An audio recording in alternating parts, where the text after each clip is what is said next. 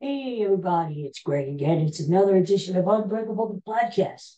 It is Monday, the last day of September, the 30th. Ooh, time is going quickly. I can't believe September is almost over already. It's a weekend in review. We're going to talk about the Eagles, going to talk about the Phillies and baseball, and I saw a movie over the weekend I want to talk to you about. And just a lot of things. So before we get started, as always, there is our friend, my friend of yours, Bud. There he is, the patron saint of this fine podcast. But very casual, isn't he? I mean, sort of like leading, like Sinatra, uh, Bud Sinatra. There he is, just sort of like casual. Okay. Anyway, before we talk about the Eagles, uh, sorry to hear that Kris Kristofferson, the great Kris Kristofferson, passed away over the weekend. 88 years old. That he had a long, good life. And I tell you what, he was a great songwriter. You probably know he wrote Me and Bobby McGee, right? Janis Joplin. He wrote Help Me Make It Through the Night. And a song I didn't realize that he wrote, For the Good Times. That was a really pretty song. Ray Price did it in the early 60s. That was one of my mom's favorite songs. I remember she used to love that song. And he was a hell of an actor. He was in The Star is Born with Barbara Streisand. And another thing I didn't know about him, a Rhodes Scholar, really smart guy too. Uh, it's so beloved, kind. Of course, the tributes are all being paid right now. Dolly Parton, Streisand, a lot of icons in the music industry paying their respects to Kris Kristofferson. So another legend. That. But you know what? Isn't it kind of cool though? Think about it. To be a songwriter or an author, writer, you leave something behind. And he's gone, but we have his music that we could always, like I was having breakfast today, and I'm playing like Kris Kristofferson in his honor, thinking of him. And I think that's pretty cool to be able to leave something where people will remember you, such as a book or a song, something like that. So it's pretty cool. Well, we go from one sad topic to the next. That Eagles. Oh, God. Well, we knew they were going to have a tough time then in Tampa. One thing I didn't really anticipate was the weather. Hot down here, brutally hot, especially after the hurricane. Never thought of that. I knew it was going to be hot, but it's generally muggy down there anyway. But especially after the hurricane, all that tropical humidity was coming up right out of the Gulf and just, ugh, I can imagine it was brutal. And, the Eagles, no matter how much you prepare for it, unless you're playing it there, it hits you. Wonder they were exhausted. I mean, tough. Uh, it's a tough place to play, especially early in this season. But it's only one game, and we could say, all right, they're still 2-2. They go into the bye. The bye is arriving at a real time, so they can get their act together. 2 weeks until they play the Cleveland Browns. But a few things are trouble, and to me, what bothers me most of all about the Eagles are that they just don't seem like they're ready to play in the league. I mean, they are the only team, get this, they are the only team in the NFL not to score a point in the first quarter so far. What does that tell you? Does it tell you you're not ready to play, that they're not focused, that who scripts the first 15 plays? Sirianni, or is it the offensive coordinator? Um, you would think yesterday, with the two top receivers like Devontae Smith and AJ Brown, they would really focus on Saquon Barkley and feed him the ball on. In the first two drives, he only got the ball, he only touched the ball 3 times. You know, you gotta focus on Barkley. That's why you have him as a weapon. He can take it to the house either on the ground or even by air. You know, these other wide receivers, there's a reason why we're back. Okay. First of all, we saw that the last couple of weeks when Jalen Hurts was running for his life. Now, that could be the offensive line. They did not have Aaron Johnson yesterday. I get that. It could also be that these bad receivers aren't getting open. So we know that the passing game is going to struggle without Brown and Smith. Yeah. You could go to Dallas down on all you want, like they did in the New Orleans game.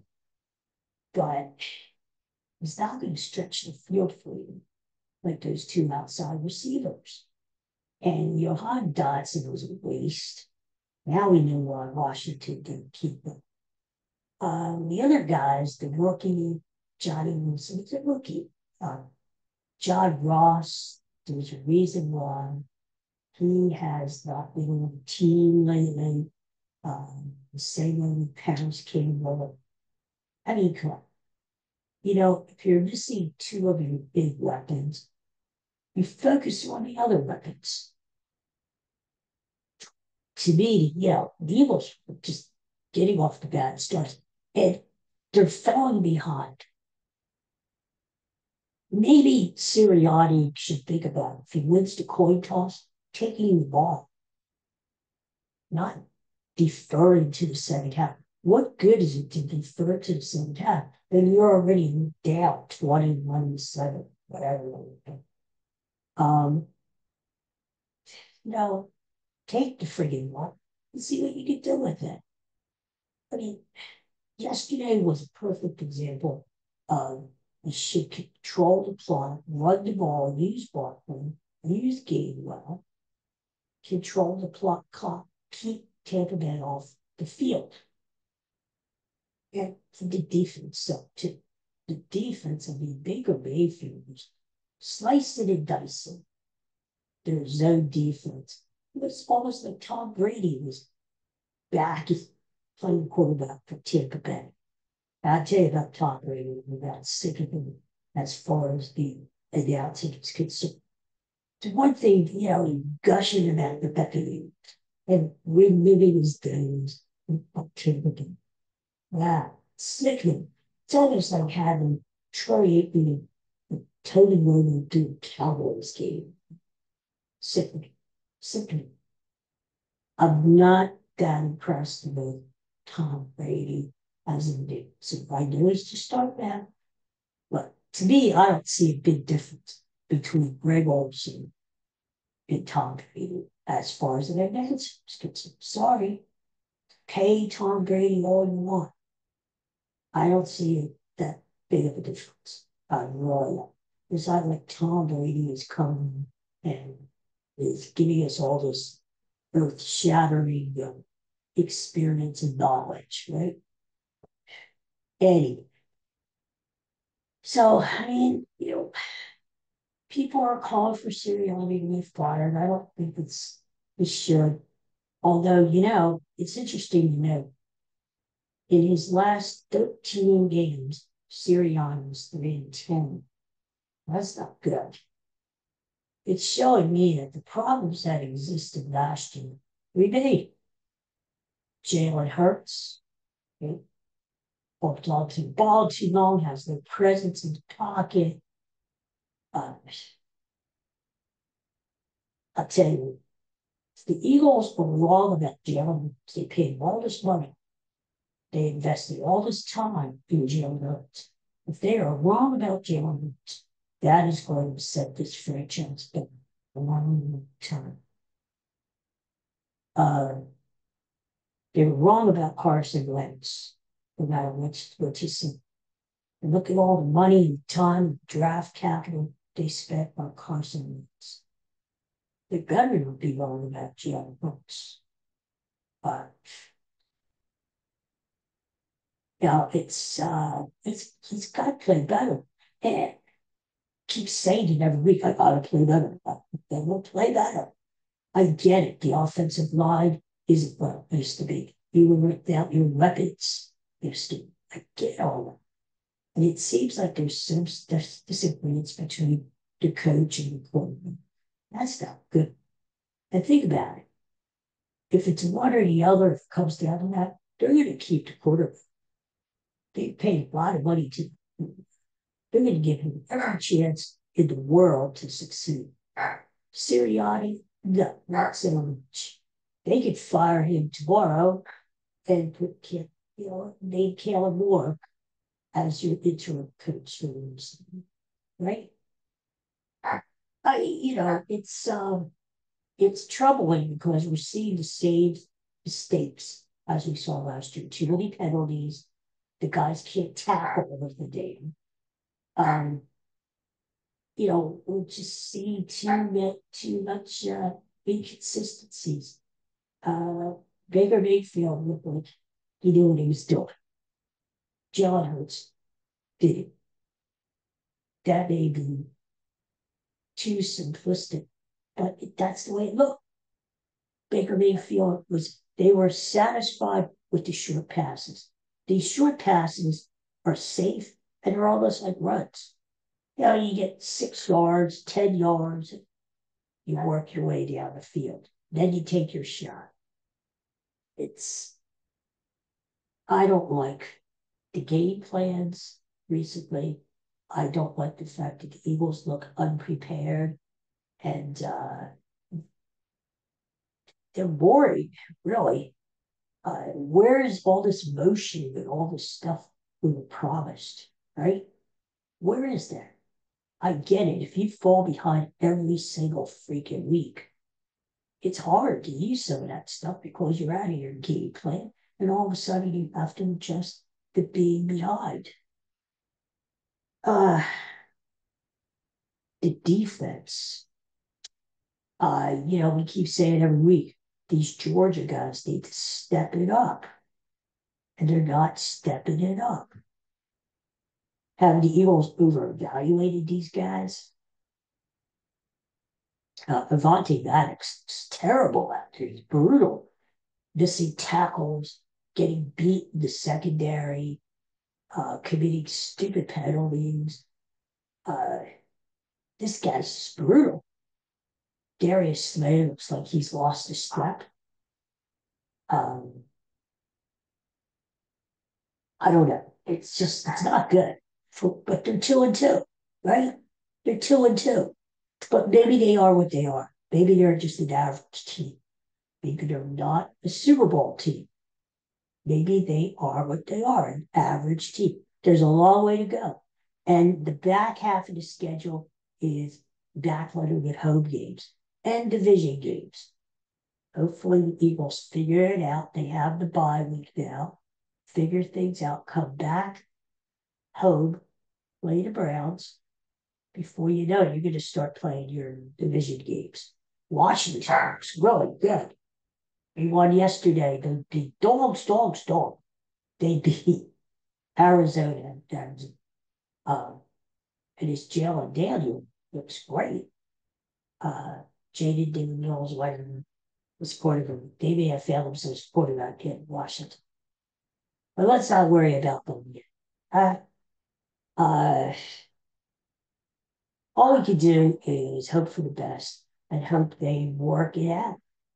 And if they come back off of the bye, and if they still have the same problems against a very mediocre Cleveland team at the link in 2 weeks, then we will be. Because they have a chance now to figure things out. Um, you kind of want to buy to come this early in the season, but I think for these Eagles, it's probably a good thing. Yeah, we look at 70 other games, right? Well, we got Dallas playing on the Giants. Now they played that Sunday night. Good Pittsburgh against the Steelers. That was a game. Steelers lost this one for the first time. They're not going to be too happy. Washington, like we said, 3-1, sitting on top of the East, still early. We look at some of the other divisions. Who would have ever thought the Vikings were going to get off with 4-0 start, right? I didn't think that. We got the Lions playing tonight against the Seahawks. I think the Lions are going to win. They're at home. Seahawks are undefeated, but I think they get theirs tonight. We saw the Chiefs escape yesterday against the Chargers, but it looks like they lost Rasheen Rice, their star wide receiver for the year, with an ACL injury. We saw the NFC West. We saw the 49ers come back to life. We saw the Falcons beat the Saints, or the Saints, all this great 2-0 talk. Oh, they scored a lot of points. And, well, you know what? They lost 2 in a row.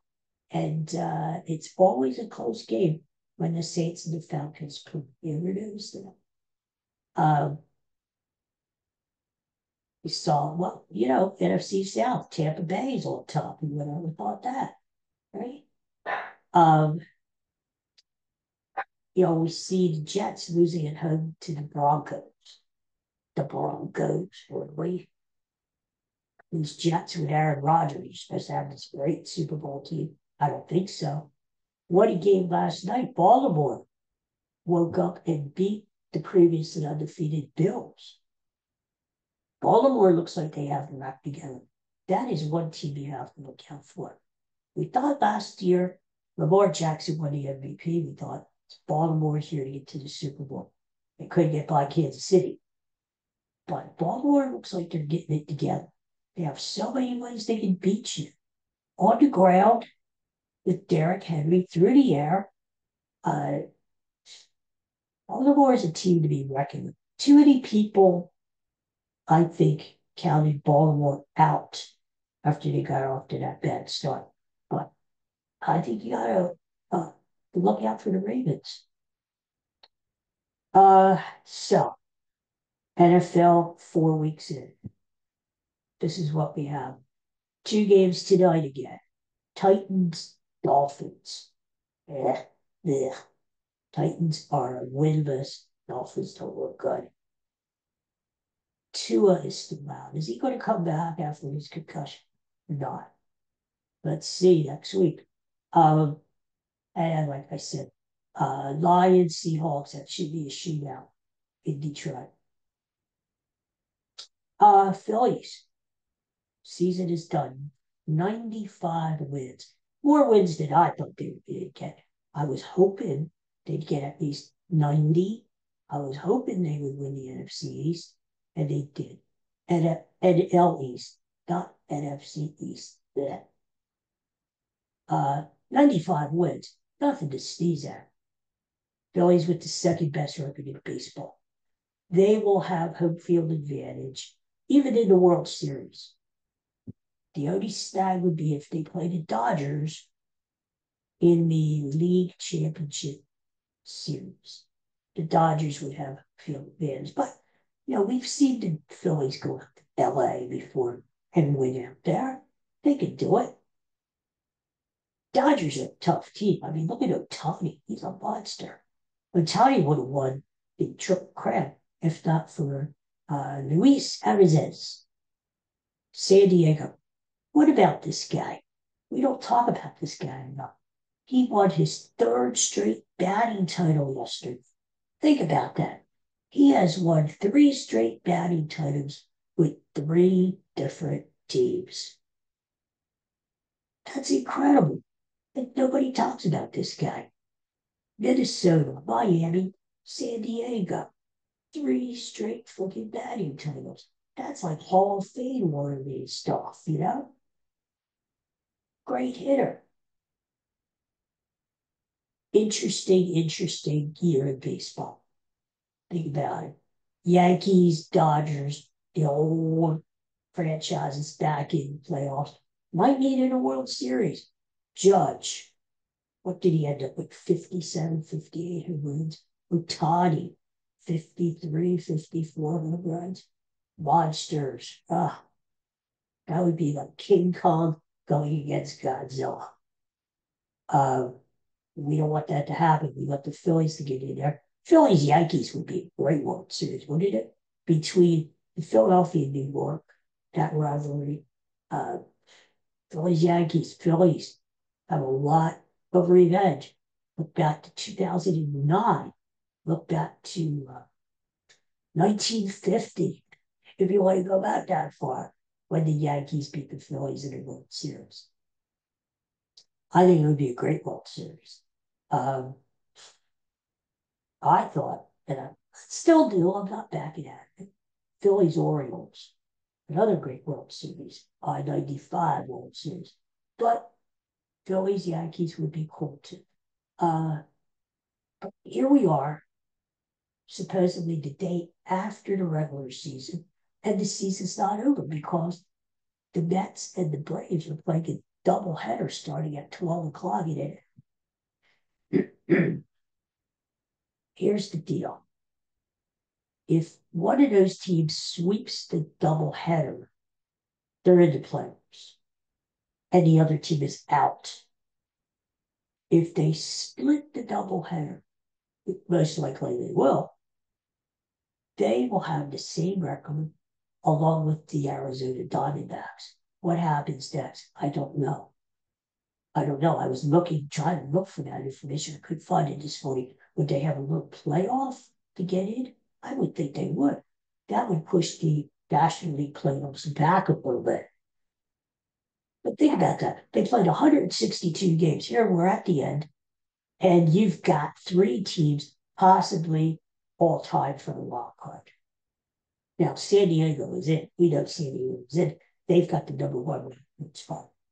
But 2 wild card spots, 3 teams. Somebody's wrong. And look at this situation. Even if Mets play the Braves doubleheader today, the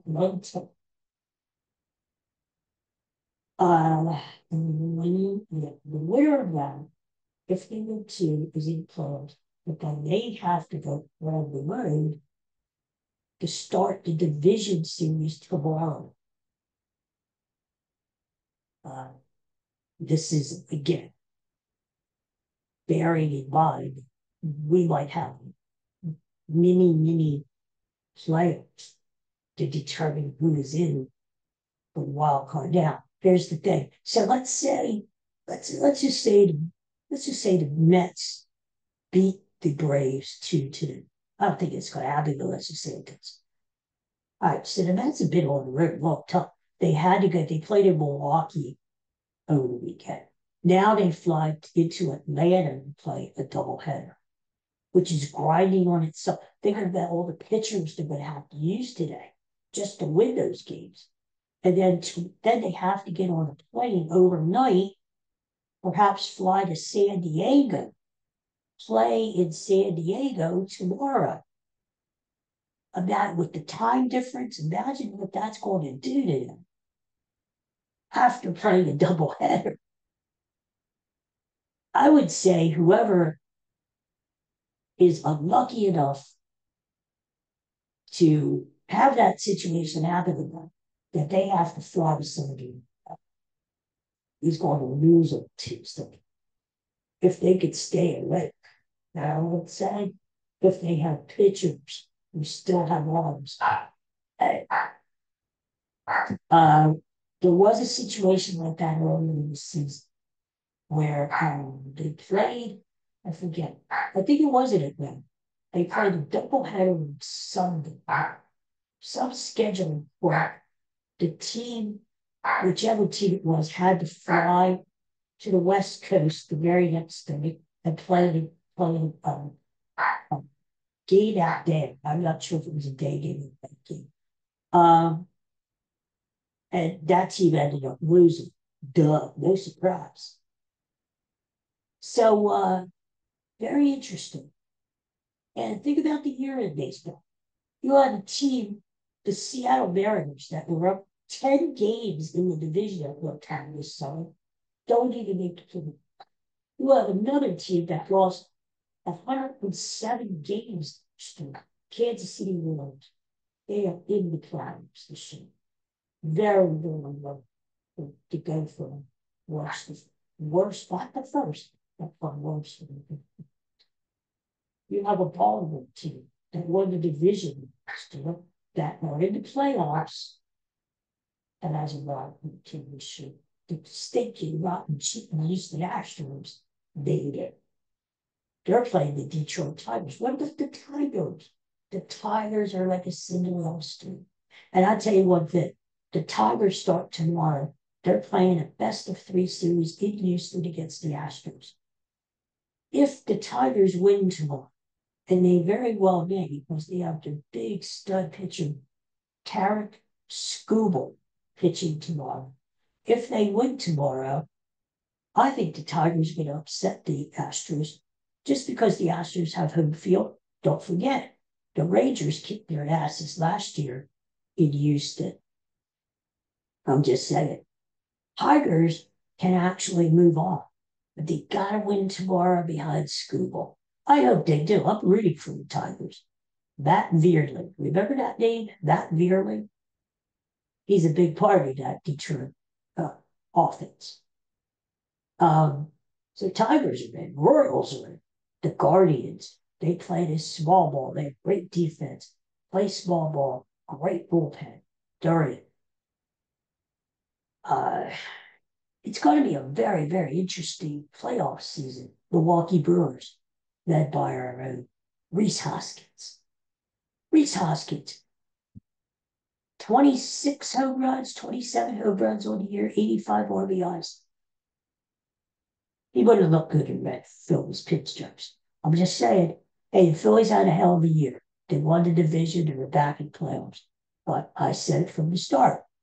Rhys Hoskins, I know he's a liability at first base, but you could have used him as a DH stumps. Rhys Hoskins was the emotional part of the Phillies too, and would have looked real. Those 27 home runs would have looked really good in battle Bryce Harper in the lineup. I'm just saying, God bless him. He's leading the Brewers right now in the playoffs.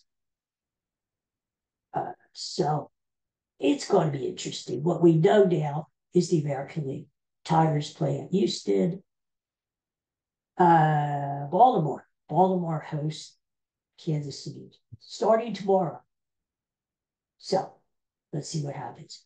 One more thing before I leave today. Went to the movies on Saturdays. We haven't been to the movies in ages. Saw The Wild Robot. Heard all kinds of good things about it. 98% on Rotten Tomatoes. It's a good movie. It's very cute. It's fun. The animation is unbelievable. You've never seen anything like it. It's a good story. It's an original story, which I like. It's not the same crap that they're grinding out there, the same sequels and rehashing stuff. It's an original story about a robot that washes up on shore of a deserted island and then learns how to cope on the island with all the wild animals. Doesn't it sound freaky or sound like stupid? But it's not stupid. If you see it, if you go to see it, and I recommend that you do, you're going to see it's not stupid. It's a really heartfelt, it's a family movie. You can take the kids. The theater we were in was probably about halfway full. It was a 12:10 show, that day show. And a lot of kids, and they were very quiet. They seemed to really enjoy it. It's got action, excitement. It's just a nice movie. It's a fun movie. Uh, and I recommend going to see it. I think it's a really good movie. The Wild Road. So, all right, everybody, have a great day. Don't jump off the bridge. The Eagles will be fine. Uh, let's see what happens after these 2 weeks. Maybe they'll make some adjustments. To come back. Cleveland. That's the only game I'm going to this year. Eagles game. Uh, I'll be there. I'll give the boys a talking to before the game starts. If I have to kick some ass, I'll kick some ass. Just like the Phillies. So don't worry about the Eagles. They'll be okay. Phillies working out all week, staying in shape, staying sharp, rested up. They play Saturday. We don't know the time yet. And then they play Sunday at home. We don't know the time. We'll find out. We don't know who to play yet. We'll find out. But until then, enjoy the playoffs. It's going to be hell of a ride. So I'll see you tomorrow. We'll talk again tomorrow. Everybody have a great day. Put on some Kris Kristofferson tea and enjoy. Peace and love. See you tomorrow. Take care.